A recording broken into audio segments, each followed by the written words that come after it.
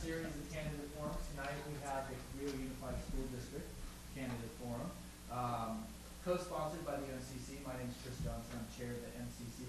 Co-sponsored by the MCC and the League of Women Voters. Tonight we have Ann Cutchins as our moderator, and we'll be handling the questions and giving them out to the candidates. We also have Shirley Robinson as our usher, and we have Margie Gator as our timekeeper. Margie will flash up a placard that shows you how much time you have left on your question. Tonight our candidates are Kate Livingston, incumbent, Sophia Lane, and Kimberly Hines. Kimberly and Sophia are both challengers. Well, they're all candidates. They're challengers, as Kate is the incumbent. So with that, I'm going to turn it over to Ann.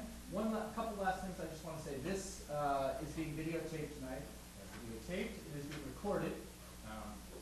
And it will be visible on Pacific Coast Television, or you can go to the MCC website in about a day or two. There'll be a link to this video on that as well. That's midcoastcommunitycouncil.org.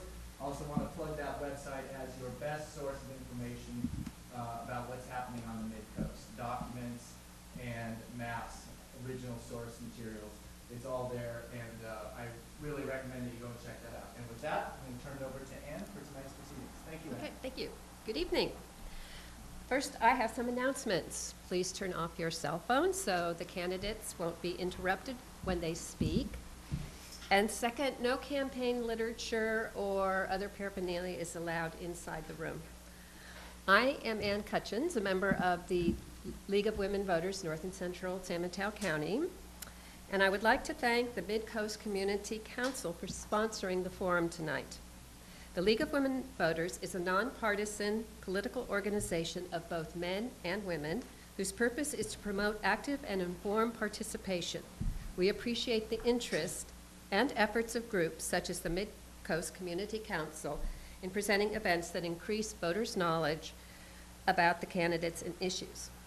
The purpose of the Candidates Forum is to provide an opportunity for all the candidates to be heard at one time and to be questioned by you, the audience. We hope that by bringing the candidates and voters together face-to-face, voters will be more informed and will make wise decisions on Election Day. We appreciate your interest in coming out to learn more about the candidates. Tonight, you will hear from the candidates for the Cabrillo Unified School District Governing Board. There are 3 candidates for 2 seats.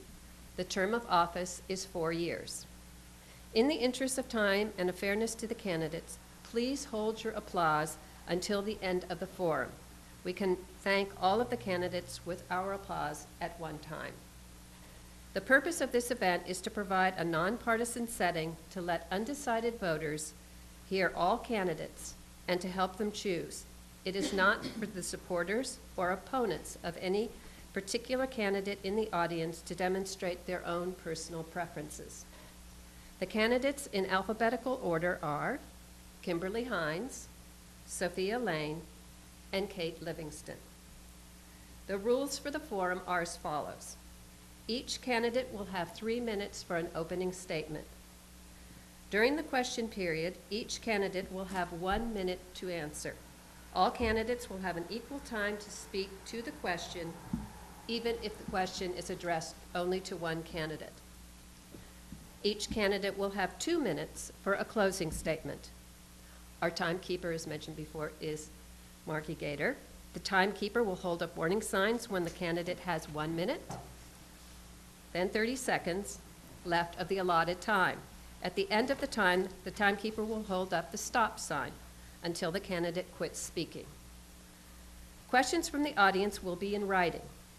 The usher has cards for you to write down the questions. Raise your hand and the usher will bring paper and pencil to you. Please write legibly and keep your questions brief. Questions of a personal nature and personal invective will be out of order. Our usher is Shirley Roberson. Please raise your hand when you are ready to have an usher pick up your question. All questions come to the moderator, and I will sort the questions by subject and try a variety of subjects. We seldom have time to ask all questions, and I will rephrase and combine questions at times. The candidates have drawn lots to determine the order in which they will speak. Each candidate has 3 minutes for the opening statement. Our first candidate is Kate Livingston. Good evening, and thank you, Ann. I'm here running again as an incumbent for the Cabrillo Unified School District Board. I'm a retired teacher. I have 37 years of teaching. 22 of them are right here in Cabrillo Unified at Hatch Elementary and at Fairlawn View. I've worked as a teacher teaching graduate students at the College of Notre Dame, which is now Notre Dame de Namur University in Belmont. I'm a parent of a 1998 high school graduate. He attended Hatch, Cunha, and the high school. And I'm choosing to run again because I'd like to be involved with the district to get it to a point where community members, where students and staff believe that communication and professionalism are standard ways to conduct business. We've been working on that through the strategic plan for the last several years. There's still work to be done, and I'd like to be involved in that work. The district needs to continue to reach out to all parents, making a concerted effort to engage with our Latino families. We need to continue to solicit information from the community, the parents, the students, the staff, on their satisfaction with the education we provide.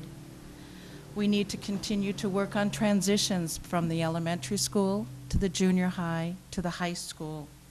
We need to respond to what teachers are saying about professional development, the support that they need in the classroom, and how to work best to achieve, for our students to achieve.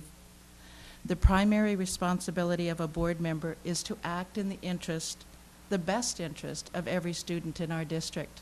I will hold that as my motto, and I hope that you agree with me. Thank you. Our next speaker will be Sophia Lane. Hello, thank you to MCC and the League of Women Voters for having us here, and of course a shout out to all the teachers and the district staff. They do a tremendous job, and I think we're immensely grateful for all the hard work that they do for our kids on a daily basis. I think we all know our kids are living in a different world, facing a different future, very different from ours. The job market is changing. Repetitive jobs are being automated. Technology is increasingly allowing professional, quote unquote, jobs to be distributed throughout the world. While information can be accessed more and more readily through technology, there's an increased need for workers and all of us as members of society to be able to think creatively, design and tailor machines, work with a team, and to really have an ongoing learning process and to be adaptable. Specific to our school district, as many of you may know, nearly half our students are living at or below the poverty level. Around half of them are Latino. Our district is more rural and more isolated from the rest of San Mateo County than most other school districts are. And funding per student is relatively low. These are pretty significant challenges. What it means is that we need to work together to accelerate our progress in improving public education for our co-site kids, broadening our efforts from imparting knowledge to teaching essential academic and social and emotional skills. We ought to continue to support special programs such as the Big Lift, continually monitoring their effectiveness and adjusting the mix as we go along and learn. We also have an opportunity to fundamentally evolve how we achieve the basics. To me, that means 5 things. The elephant in the room, of course, we need to attract and retain the best teachers and staff. That means actively promoting a culture where teachers are valued and providing them with the support they really need to make Cabrillo a great place to work. Second, we need to strengthen and expand community partnerships, including new ways to tap into the passion and resources of our community, such as district-wide community volunteer programs. Third, I'd like to see us bolster early reading support. Half our kids don't meet state standards in language arts, or math for that matter, which is well below the county average. While these results do correlate with funding levels, it means we must explore novel and diverse strategies for getting our literacy and other outcomes higher. I'd like to see us ensure operational excellence and foster an innovative culture and a learning mindset in our schools. So why am I here, besides the need?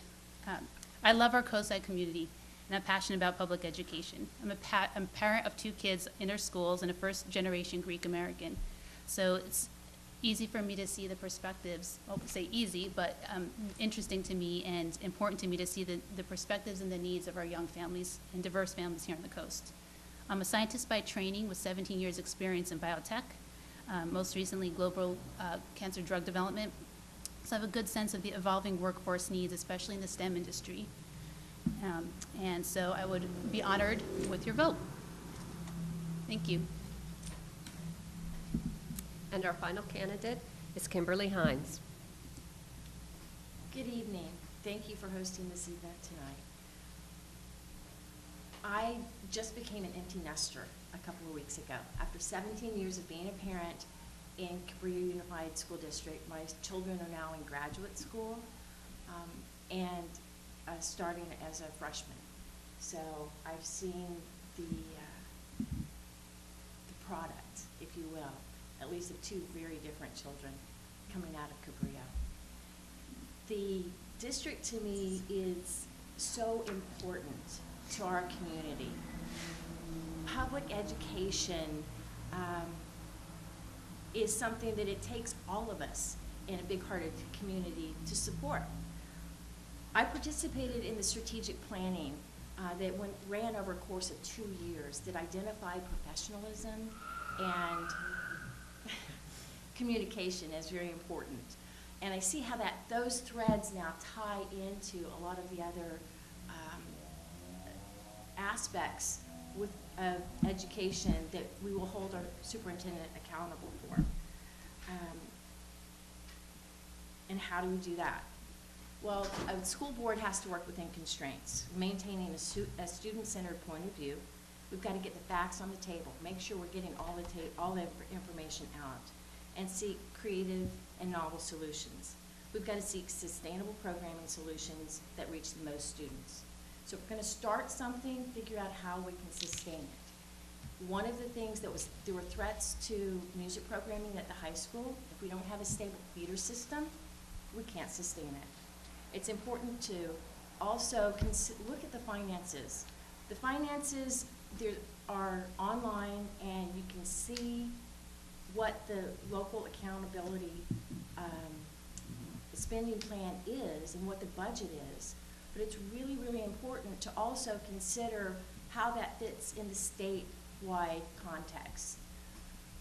What we would need to do in terms of financing is look beyond the next measure and parcel tax. We know that that's going to come up during the next 4 years, but it's important to go beyond that particular financing mechanism. And that's going to take a coalition of families and educators and tapping into Silicon Valley and businesses to take a hard look at those particular items. So if we keep the students at the center of our focus and have a broad offering of curriculum, we're going to be a strong district for many years to come. Thank you. Thank you. Now is the time for candidates to answer your questions. If you've not written out a question, you may do so anytime during the forum. Just raise your hand and Shirley will come and give you a card or take your card from you. Each candidate will have 1 minute to answer the questions. I will vary the order in which the candidates are called on to speak. If a question is addressed to a particular candidate, that candidate will be asked to answer first. The other candidates may respond if they wish. We will begin with Kimberly Hines. And the first question I have is a more open-ended one. What special qualifications or talents would you bring to this office? My knowledge base of the complete cycle K through 12 I think is very important, and to know where the frustrations and hiccups to parents and many community members have been. Secondly, my experience in science program management at NASA Ames, where I see a variety of skill sets that our children have the possibility of growing into.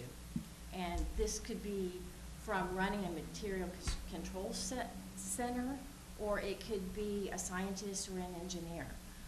There's critical thinking and paths to education that I know we've got to ask the right questions about if we're going to evolve. Thank you. Sophia? So I mentioned also a parent of 2 young children, so I'm in the early stages of their public school education.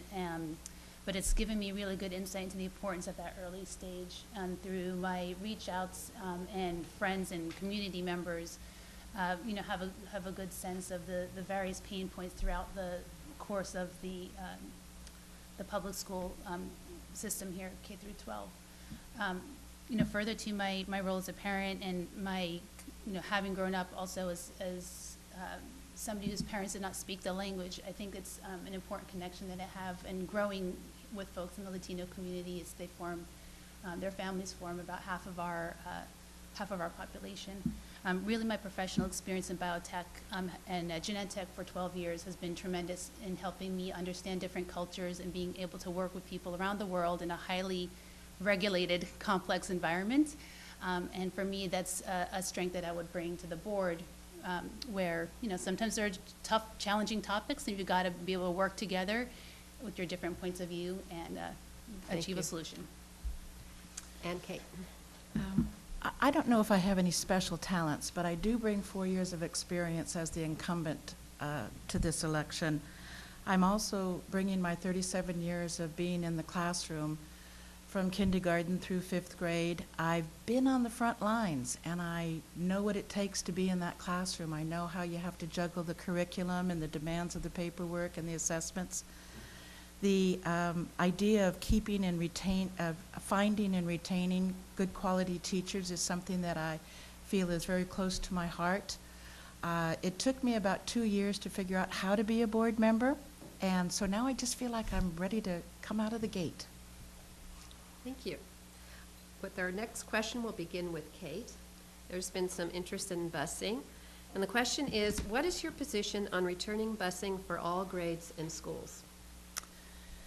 Returning busing to all grades and all schools is a high-cost item, and I don't know how to do that unless somebody pulls out their checkbook and writes for the full amount. We have had busing in this district. Many, many years ago, it stopped because the state stopped funding transportation, and it was not something that was within our Cabrillo Unified School District budget. And there is a little bit of busing that goes on for students who attend a school that is outside their attendance area. But it's a huge budget issue, and if we could figure that out, I'd be happy to support busing. Thank you. Kimberly? Well, I would agree with Kate. It's very much about being able to offer it if it's within constraints, and those are financial constraints that at this point we don't have that budget for. We do have the public transportation, so for middle school and high school students, there are bus routes that will get them to school on time. But for the elementary school students, that does make it more difficult if their parents are outside of that immediate school. So it is definitely a constraint, but if you look at the overall priorities, if we can fit it within the box of the total budget, absolutely I support it, but the classroom activities are going to need to come first. And Sophia? So yes, my understanding is consistent with that which Kate and Kim described in terms of the cost effectiveness or lack thereof of busing in a community that's so spread out with the population that we have.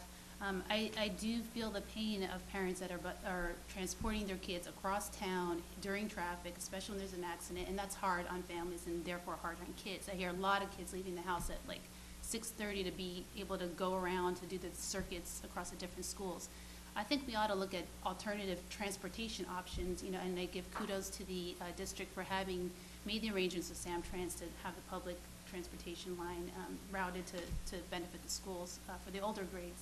But why not look at some of the, I hate to say there's an app for that, but there probably is an app for that in terms of carpooling or rideshare services. And I know Uber's doing crazy stuff, and I know East Coast somewhere testing different kind of rideshare programs. So, I don't know what the answer is, but I think we can kind of think outside the box of bus when really the question is transportation. Okay, thank you. For the next question, we'll begin with Sophia. Why are the kids from Moonridge bused all the way to Montera? Why not adjust the attendance boundaries of each school instead? That's a great question. I have asked that myself, and I've not heard a good answer for that. So it might be one that Kate, I would defer to Kate for probably a more informed answer, but because I have wondered that myself, and I haven't found a good answer for that, other than it would be logistically challenging to make the change, but I don't know, maybe there's more I could ask Kate about. Maybe she Kate- doesn't know either, but I don't know. I'm gonna put you on the spot. Kate is next in the lineup. Many years ago, Hatch School had a huge majority of second language learners, and there was an Office of Civil Rights suit that was there, and we needed to, Fairlawn View and El Granada schools did not have the same number of second language learners, and we needed to address the issue and come within the law. The Moonridge community was selected to then be transported to Fairlawn View at the time, and it was a group that we could bus easily. There they were, and up to Fairlawn View, and that happened some years ago. And they're not attending their neighborhood schools, and we've worked on addressing that, but we don't know how to do that. But anyway, that's why children are bused. Thank you. And Kimberly? Yeah, I believe it's a Williams Act that requires that English language learners have equal education opportunities. And so it helps strike the right balance at all three of the schools in terms of the ratio of English language learners to native English speakers across the board. And I had heard from some teachers that early on that were concerned when they were seeing disproportionate mixes in the school as well. Okay, for our next question, we'll begin with Kimberly. What's your position on special education and how CUSD currently accommodates students? So my position on special education is that it's absolutely critical and central to the district. It's mandated by law, and the families with special needs students deserve that support for their students in the most inclusive environment possible. Years ago, I actually worked with special ed students and that were more segregated, and it's rich that they can be included in our school system. And I think we've got excellent special ed teachers, and there are challenges for families, and so I think it's in the testing and identifying of resources and getting the right match. When we don't have a large district, it's a harder system to feed, but we need to be diligent on behalf of the parents and families. And if there's an issue that's not working, please bring it forward. Okay, thank you. Sophia? This is an area that is a tough one. I think Jane likes to call it the unfunded mandate. It's tough because we are required to support children with special needs, but there's not a lot of funding coming our way to help us do that. That said, I think it's a major area for growth, an opportunity for us to serve our community better than we have been. I can say it's one of the topics that's come up again and again and again, and as I've had reach out conversations with various folks across the community, across the areas of time that children with special needs are not adequately supported. And I know personally many people who have taken their kids completely out of the system and moved out of the area, if not farther, to be able to take care of their children with special needs. And not everybody has that luxury to put their children in special schools within the area, or to move, right? to move your location because you need to have a free public school to support your child. So it's an area that I would like to investigate further. I know it's a tough nut to crack, but hey, I was in cancer drug development for long enough that I'm not afraid to tackle it. Okay, thank you. Could you repeat the question, please? What's your position on special education and how CUSD currently accommodates students? Special ed is as varied as anything could possibly be. It could go from speech to physical handicaps to an emotional trauma. Special ed is across the board, and I think Cabrillo has done a good job of Our students used to go across to the county. They were bused to the county facilities to service their educational needs, and it grew very, very expensive to do that. So we pulled all the students back many years ago, and they're now served at El Granada. Special ed is also within each of the elementary, Cunha, and high school sites as in the least restrictive environment.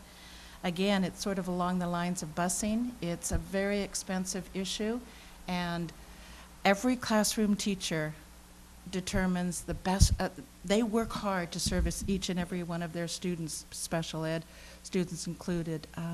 It's a hard one. As my colleagues have said, it's difficult. Thank you. Our next question, we will begin with Kate.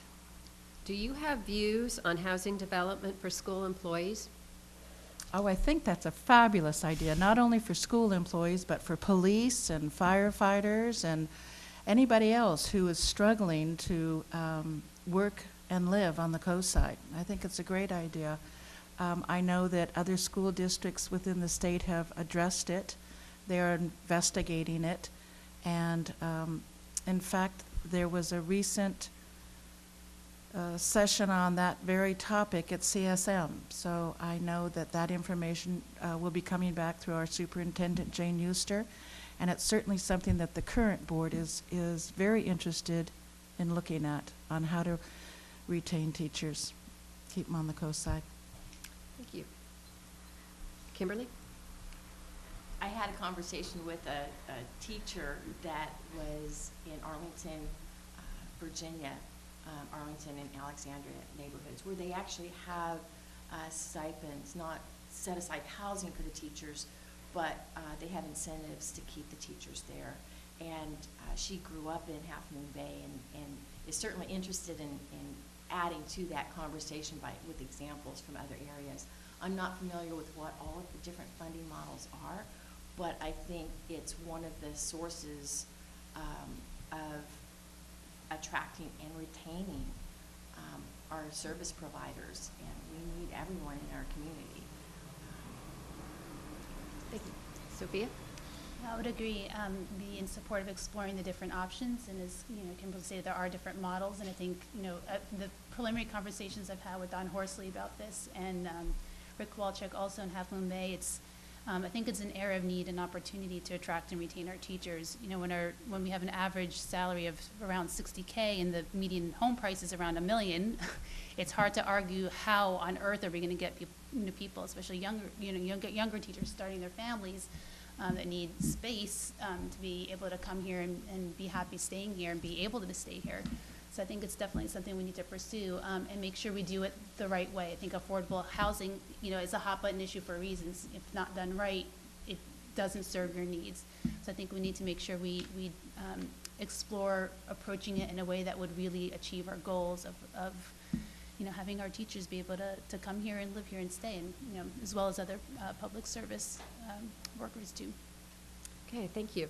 I'm running a little low on your questions, so please don't be shy. Oh, good.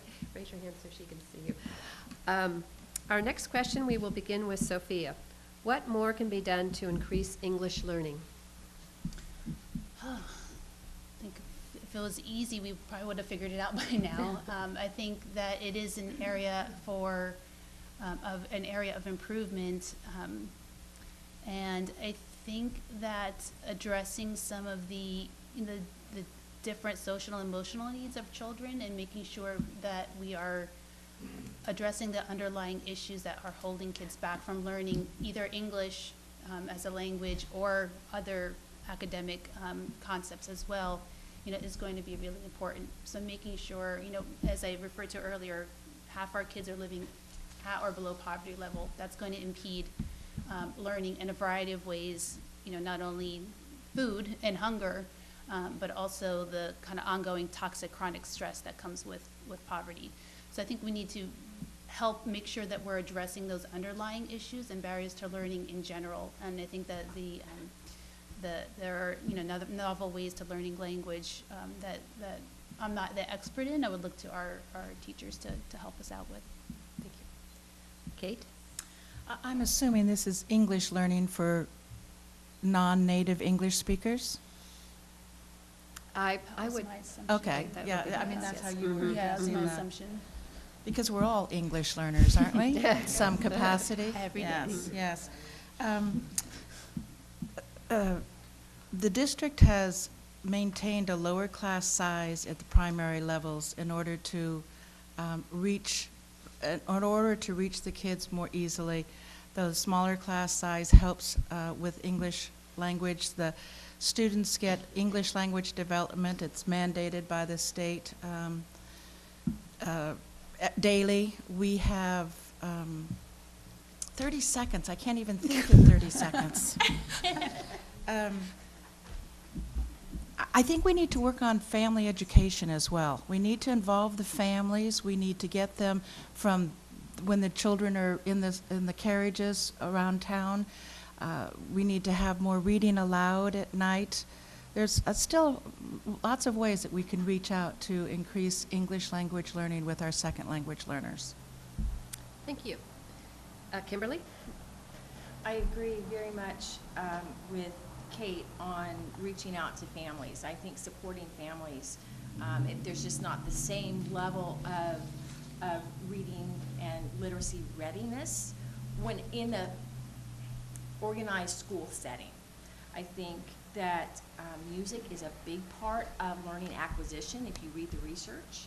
And I also believe that we need to right-size what happens in the classroom, that it's not all about the written word, but it's projects and experiences and allowing our teachers to teach. When they have 30% of their time spent with testing, that's 30% of their time that they could be working on other language acquisition materials. So, and activities. I think it's really important that teachers be part of that planning and being able to think out of the box, as Sophia has so eloquently put it. Thank you. Thank you. And this next question will go to Kimberly first. What is your position on public school district funds/assets mixing with private projects? Example, the new gymnasium in Half Moon Bay and charter schools across the state.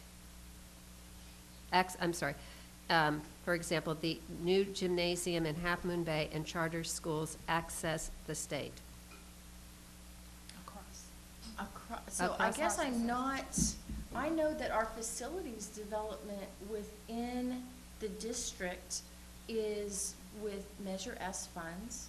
And to be fair, I'm not aware of a private-public mixing of funds. Now, if you had, I know that there are other communities that have built theaters, and they had clear agreements and usage plans in place with matching funds. But when you're saying mixing of funds without knowing exactly what the target question is, it's hard to tease that out. I think from the briefing that we were given by Crystal on financing in the district, there's really clear and clean delineation of what the funding sources are. And I think it would be more appropriate to put that in context. Okay, thank you. Sophia? Well, I guess it, I guess it depends with the question in mind, but as I interpreted, there could be a number of projects that can be considered to fall under this category of mixing private and public funds, including the new gym that is being built on Kelly Avenue at Cunha, which is, if I understand it correctly, partly sourced by the district and partly sourced by the Boys and Girls Club, so separate money from the district. There are numerous initiatives also being supported with by the Cabrillo Education Foundation, in the classroom as well. So that could, I suppose, in a sense, also be considered private funds because that's the donations from the community. I think it's terrific. I think one of our biggest pain points is we don't get sufficient funding through the formulas that come down from Sacramento.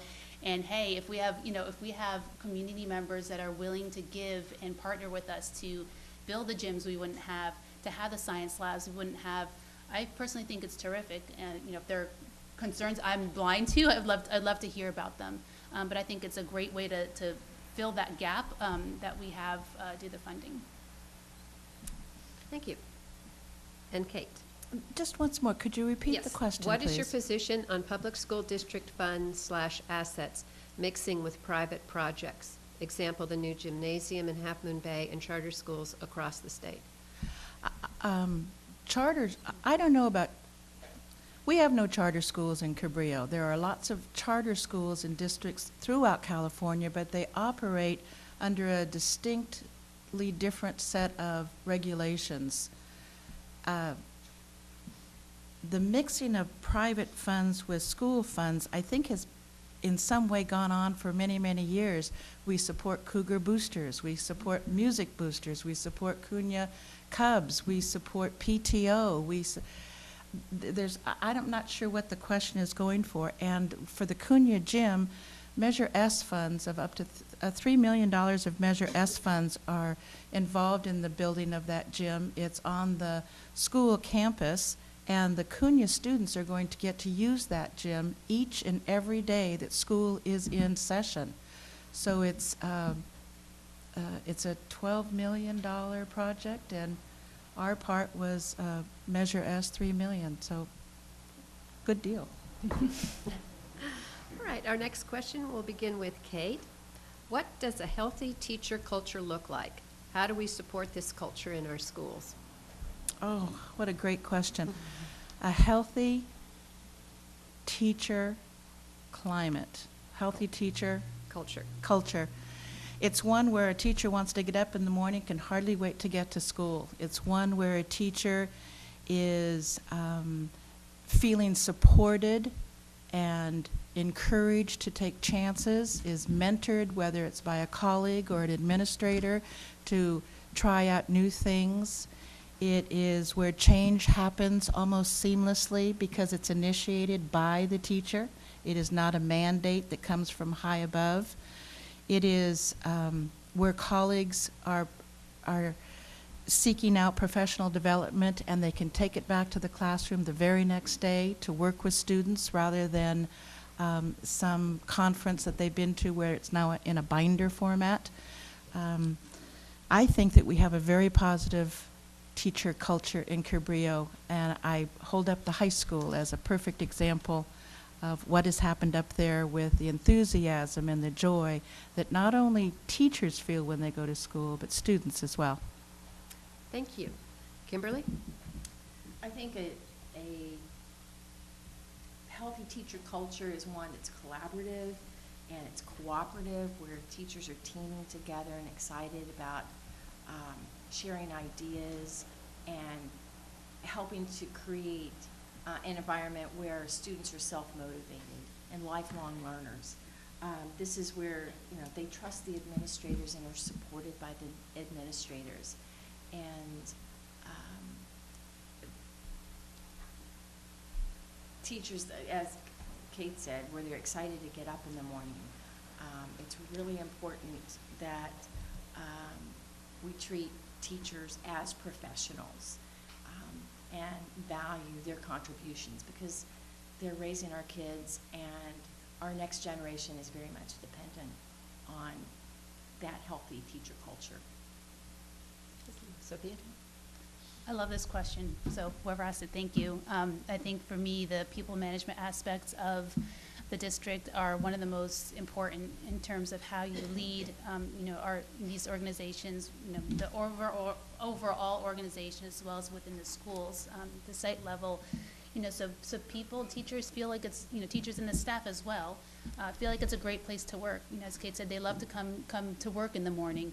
And what contributes to that is it is feeling valued, feeling like it's safe to take some smart risks to make things better, having an environment where there could be open communication and collaboration on a regular basis, where things are really just positive and constructive, even when the inevitable challenges happen. I think that's par for the course.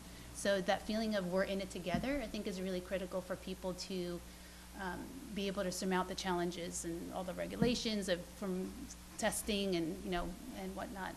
So that for me is really critical. Thank you. For the next question, we'll begin with Sophia, and it's a little more of a personal question. What kind of a time commitment can you make to this role? So I made the choice a couple months ago to take a break from my corporate life. So after 17 years in biotech, I felt I had achieved a lot, and I was really proud. And I wasn't seeing my family or my community enough, so it was time to make a change. So I made a big leap. I took my own smart risk here to put my corporate career on hold and keep it on the back burner, but to really take some time off from that world so I can be here in our community more, and spend some time with the incredible folks that we have here, the students, the teachers, beyond the partnerships. For me, it's been such a pleasure during the course of this campaign to meet and learn people and the incredible things that are going on. I've really been enjoying it, and it's been kind of like a full-time job lately, I have to say. Since I threw my hat in, I think it was like August 11th, like it's not stopped since then. And I know, met with so many folks across the coast to understand better what are the issues, what are some ways we can solve these challenges. So I'm in it. Thank you. Kate? Well, I've done it for 4 years, and it is a time-consuming job. There's no doubt about it. And I'm a retired teacher, and I've got that time. That was one of my campaign promises, that I'd be on the campuses, I'd be at every meeting, I'd go to all those learning processes, and I have. And it has been a pleasure to be on the campus of all of our schools as a retired teacher. And in fact, I've been volunteering in a first grade and a fifth grade down at Hatch on a regular basis. So my finger is still in the pie with students. But I have the time, and I'm willing to put it in. Thank you. And Kimberly? Well, there's an old adage, if you want something done, you give it to a really busy person. And I work full-time with a long commute. I have a luxury of working from home when I've got all-day telecons and Adobe Connect set up for 1 or 2 days a week. And as my children were growing up, I stayed involved and actually became more involved over the years, especially in the high school years. Thought it would be more in the elementary, but it wasn't true. High school boosters was very demanding. I was co-producer for the high school musical, which meant being out 4 or 5 nights a week for late hours, and I spent 2 years with the strategic planning activities. So I understand the time commitment needed for school board, and being a brand new empty nester, I got a little time on my hands. So. Okay, thank you. Next question, we will begin with Kimberly, and it's a bit of a business question. Would you support selling or leasing surplus district property in El Granada to the Granada Community Services District so they could use it to develop park and recreation facilities in E6? What would you do to make this happen? Well, first, we have to look at the whole business. You've got to ask all the right questions about it. And if there was a leasing arrangement for simply open park and it was financially feasible, that would make sense. If there's not a plan for the district to build on it, it would have to be clearly documented in such a way that if the district ever had another use for it, that it is clearly the district's property. But I think in terms of how that would happen, that's working within the procedures of the district, and it's of the board. The governing board hires the superintendent, and so there are processes and procedures in place, and I would have to ask more questions about what that process would be. Thank you. Sophia? Can you repeat the question? Yes. Would you support selling or leasing surplus district property in El Granada to the Granada Community Services District so they could use it to develop park and recreation facilities in E6? What would you do to make this happen? So I think for me, I'd have to understand what the alternatives were for that surplus land before I could support or not support any particular use of it. So I'm sure there's been some thought and conversations around that. So I'd need to catch up a little bit more, what the alternatives and options were, and see really what would benefit the district, to the greatest extent. In general, I'm certainly in favor of parks, and I think that benefits students in our schools. So certainly conceptually, within the realm of possibility. But again, in the short term and the long term, what are our options and alternatives, and how do we maximize the return for the district, would be the question I'd need to dig into a little bit further. And Kate? Very much I would be supportive of surplus property being used in a positive way in our community. The district is not in the business of giving away land, and certainly there would, as Kim so eloquently stated, there would need to be the contracts and finding out the terms and everything. But I think that it's a great idea, and to let land sit fallow doesn't seem to be of any positiveness to anybody. So creating parks in El Granada, I'm all for it, yeah. Okay, thank you. Our next question will begin with Kate. And moving on to labor relations, how do you view the board's role in working with the unions to improve the district? The board hires the superintendent, and the superintendent is the person who deals with the negotiating team from both CSEA and CUTA, our two labor unions in the district. The board is certainly involved in that, giving direction, giving the emphasis for what should we prioritize and how should it be prioritized. And the bottom line is to retain employees, retain good employees, and it always comes down to the matter of dollars and cents with our keeping good people in our school district. Thank you. Kimberly? Well, working with the superintendent and with contract negotiations is part of a board's responsibility, and that administrative function is very important for retaining our teachers and making it a reasonable place for them to work. We have to work within constraints. I mean, it's a balance between serving all of the programming needs that we want to be sustainable and retaining our staff in a way that's productive. It's not an easy task. We look at the cost of health care, the employer, the district's contribution. When we have no more money coming in over the next few years on the salaries, we've got a salary schedule, but there's some put and takes, and we need to find other sources of funding to bring to the table. And Sophia? So I guess I take that in two parts. Procedurally, my understanding is consistent with Kate as well. That's the responsibility of the superintendent, to handle the negotiations, and the board is there to support him or her in order to do that from the point of view of strategic direction. And I think an important part of that strategic direction is making sure that we are partnering with the unions, as they do hold our greatest asset, if you will, aside from the children, our teachers and our staff between the two unions. So I think providing that strategic direction and support and teamwork to help, in this case, her be successful in achieving that partnership, at least the district's end of that partnership, to me would be the role of the school board members. Okay. Our next question will go to Sophia first. CUSD doesn't have a special ed parent advisory committee that can voice concern of parents. How will you reach out to these stakeholders who are often underrepresented?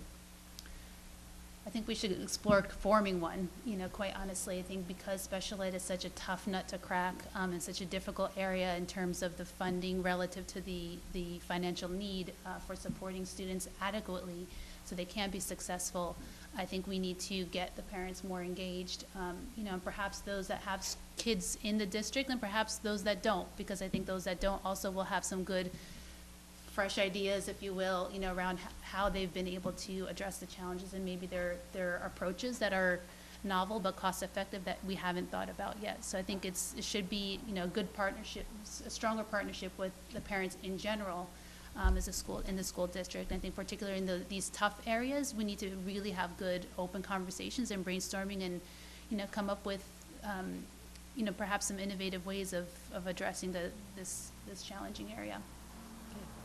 Kate? Could I just repeat what Sophia just said? how eloquent. That was just so good.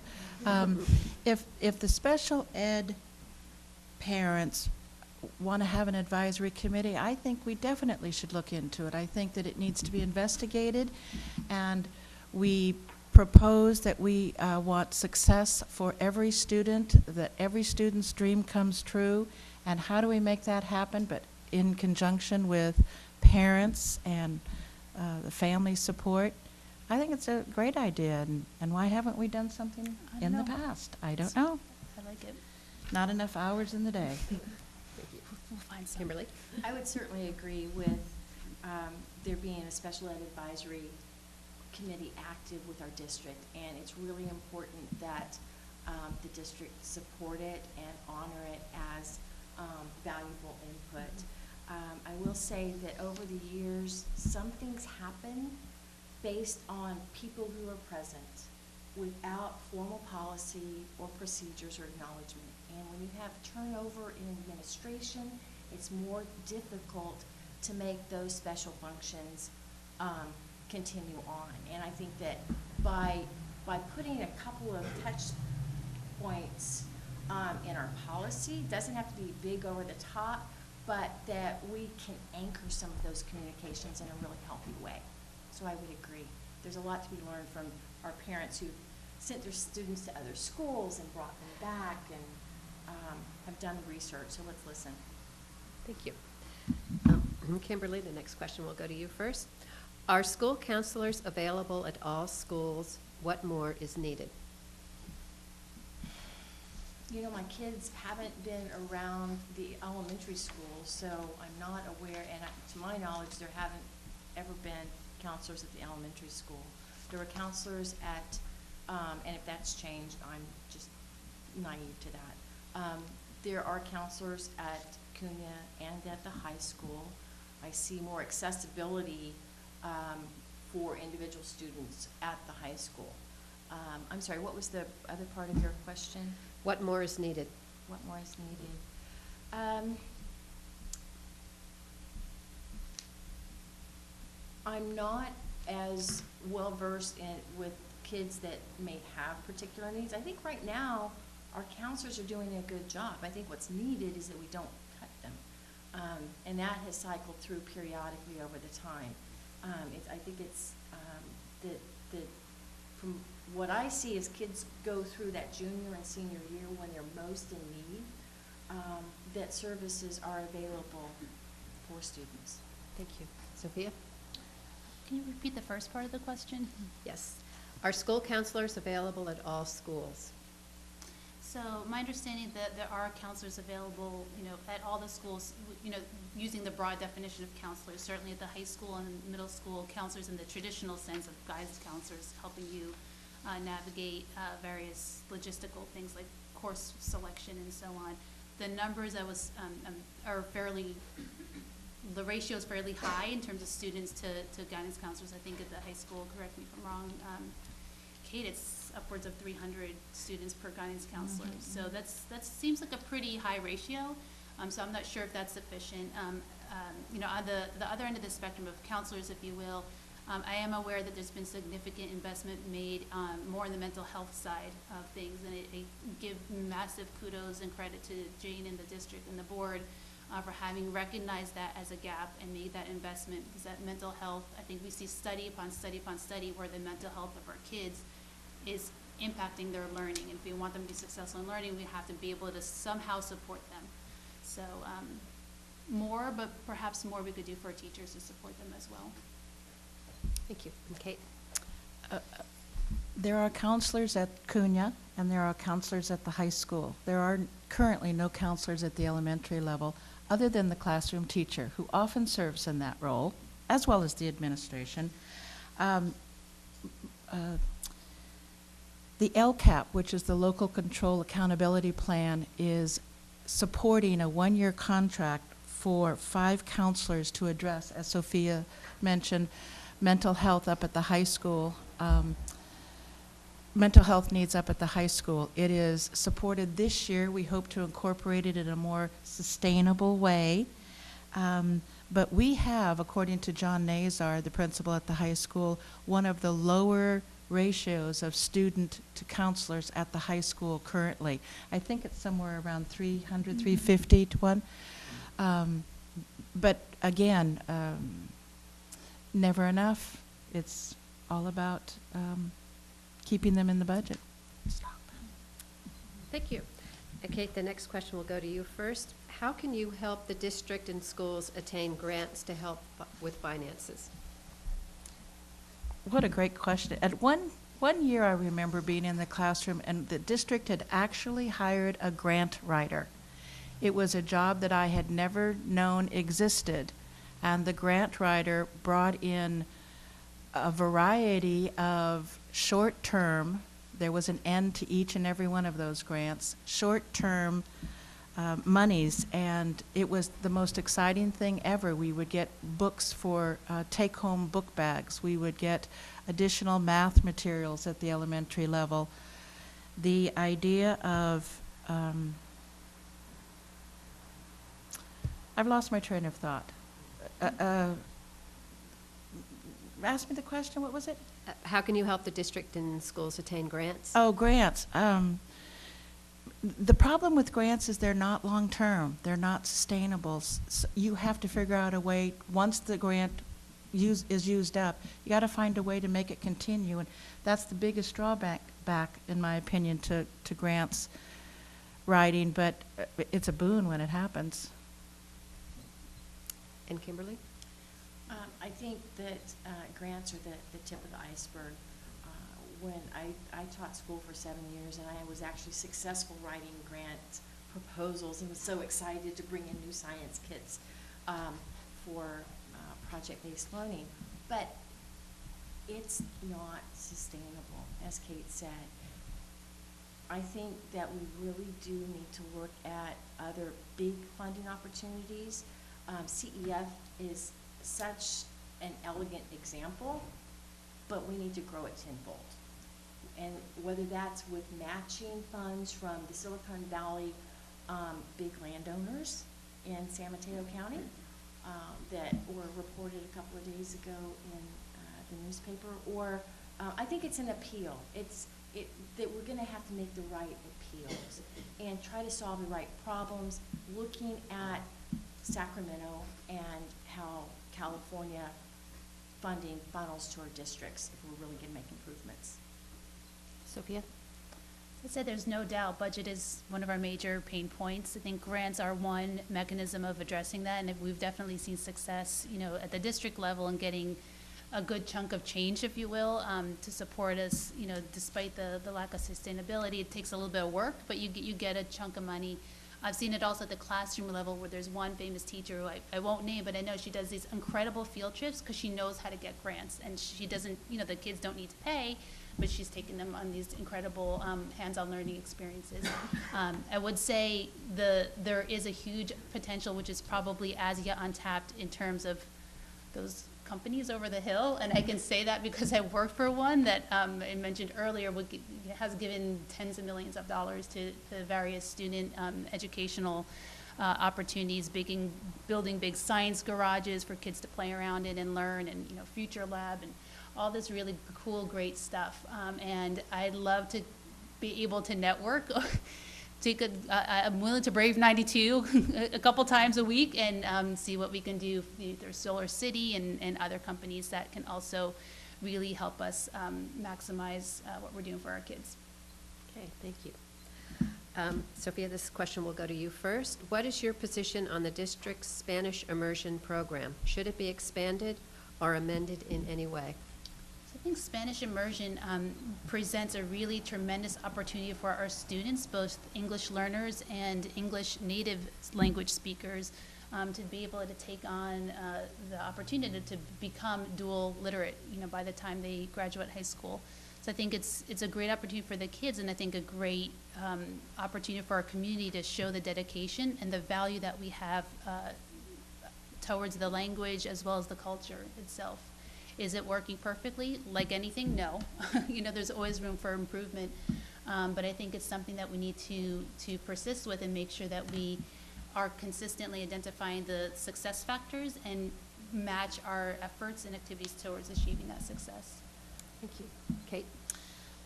I'd like to see every child in our district be bilingual, and how to make that happen is the question that perhaps we should be asking. The Spanish Immersion Program is one program to address bilingualism, and some of the problems that it has had is who is served better within the program. And it's something that we've struggled with. I worked alongside for 18 years at Hatch, the immersion program, and I often had challenges that the immersion program didn't have in my classroom.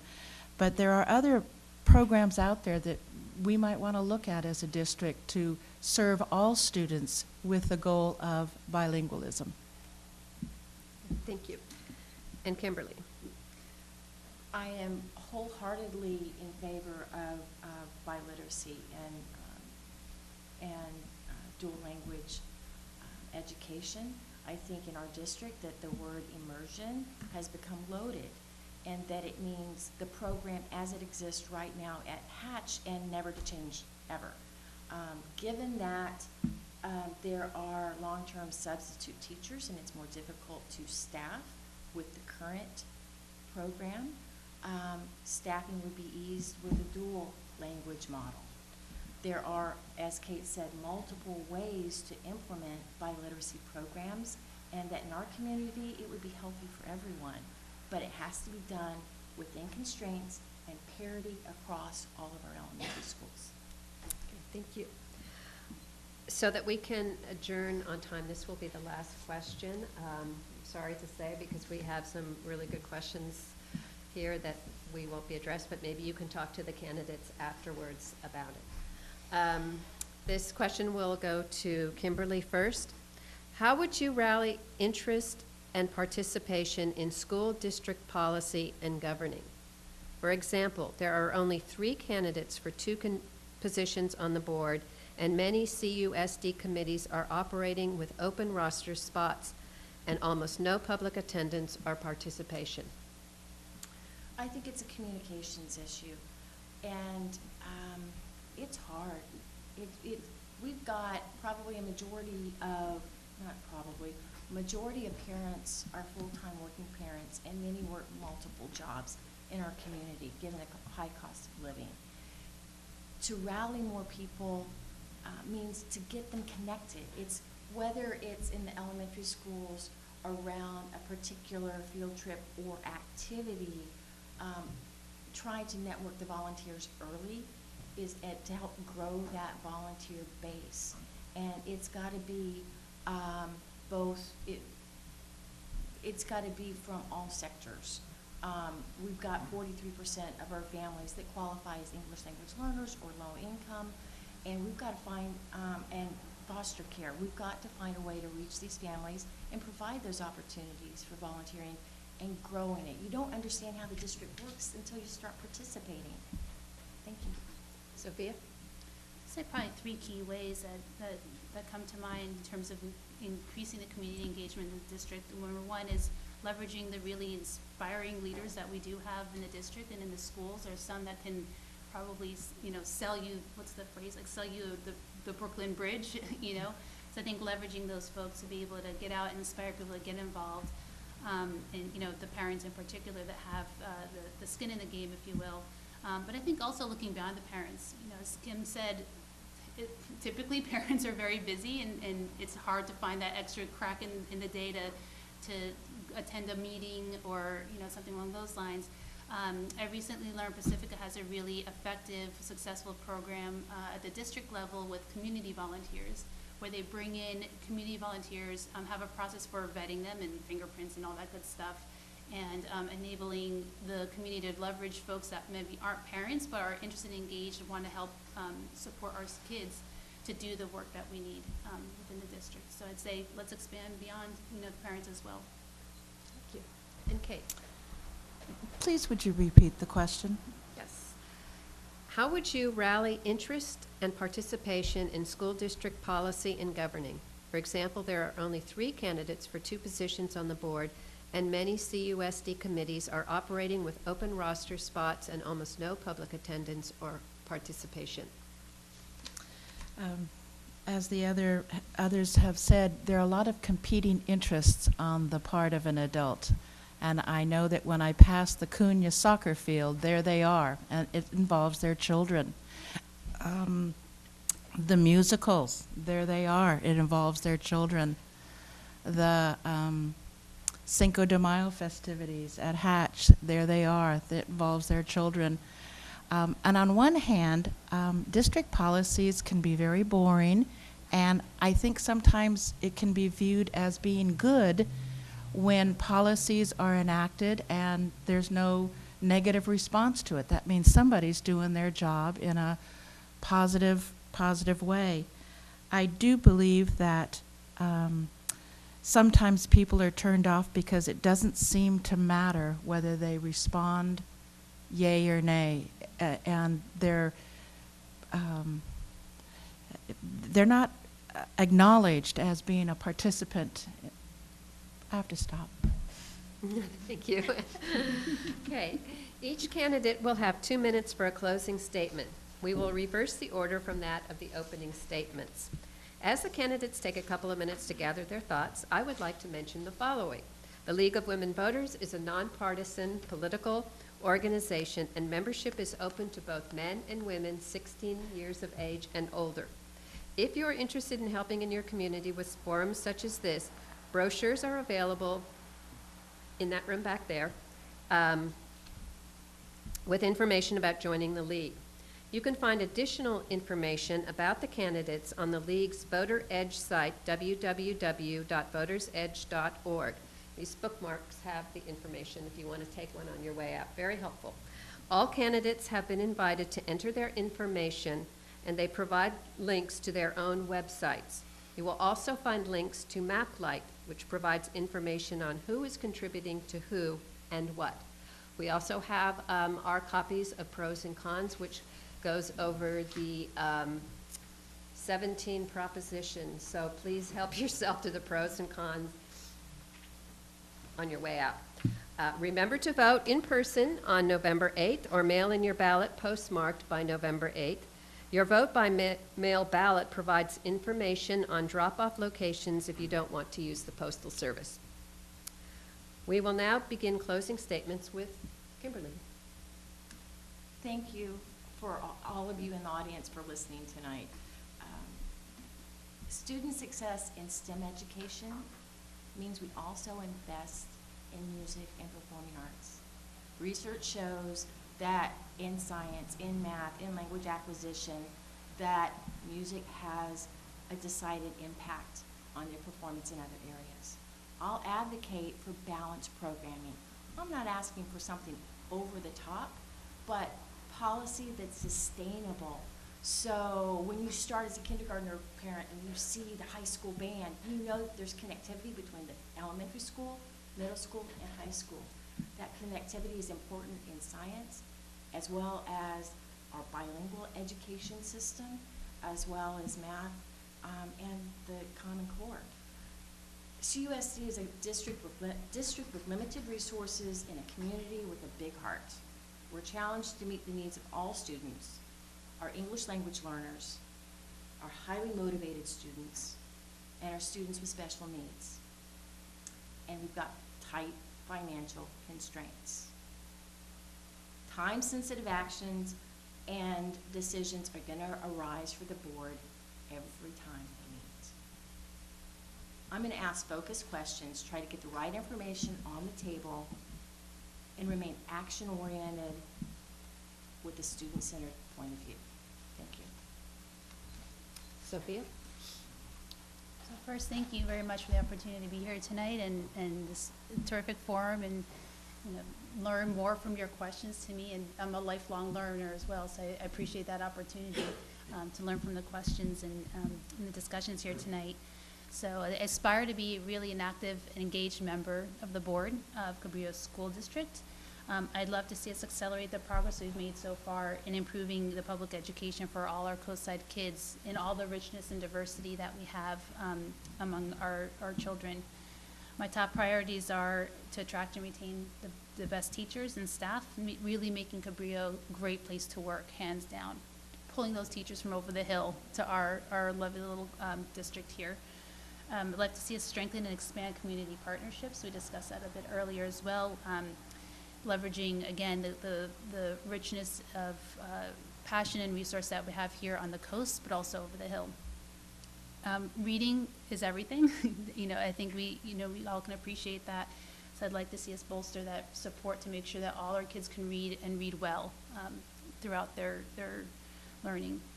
Ensuring operational excellence, and we make sure that our plans are executed effectively and efficiently is important, and that we foster an innovative culture and learning mindset in our schools. So again, as a parent, first generation American scientist, 17 years in biotech, I've really lived through a lot of different tremendous experiences. I'd like to bring that to the coast side and to our kids and our schools and our teachers and our staff. I've shifted gears to make time to be able to do that. And have a great coalition, really humbled by the folks that have come out to support me, from San Mateo County, elected officials, local city officials, heads of pretty much every school-related board group there is. And I feel it's, like I have a good foundation to start with those partnerships. I have a website, you can check it out, sophialane.org, if you're interested in learning more, and I'll hang out for a little bit afterwards and happy to address any questions we haven't gotten to. Okay. I would wish that there could be 3 open seats for the school board this November 8th. I believe that a school board works to provide a superior education for all the students in the district. I would like to continue to work providing my unique classroom teaching experience. I believe it is of benefit to our students, families, and staff.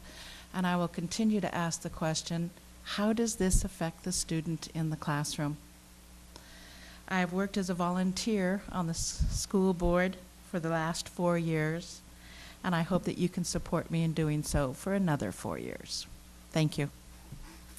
Okay. Now I ask you to join me in applauding and thanking the candidates for coming out.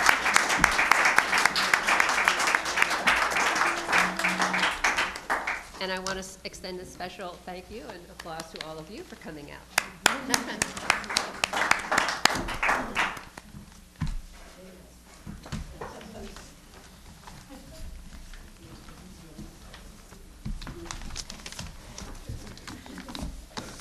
Can we just make a motion to make it 6 people on the board? Can you do that? You ladies are emotional.